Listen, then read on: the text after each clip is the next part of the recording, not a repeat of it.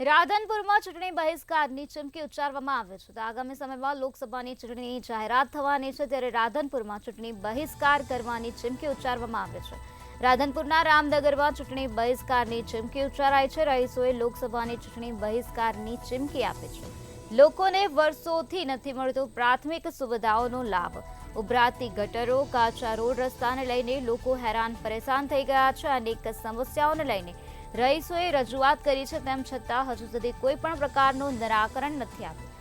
રાધનપુરમાં ચૂંટણી બહિષ્કારની આ પ્રકારે ચીમકી ઉચ્ચારવામાં આવે છે.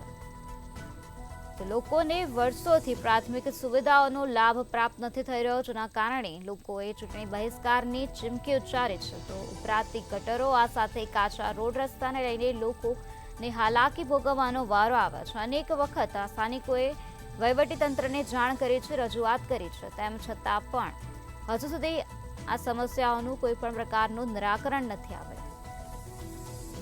રાધનપુરના રામનગરમાં ચૂંટણી બહિષ્કારની ચીમકી ઉચ્ચારવામાં આવે છે. રહીશોએ લોકસભાની ચૂંટણીની બહિષ્કારની ચીમકી ઉચ્ચારી છે. લોકોને વર્ષોથી પ્રાથમિક સુવિધાઓનો લાભ નથી મળી રહ્યો, જેના કારણે લોકોમાં ભારે રોષ જોવા મળી રહ્યો છે.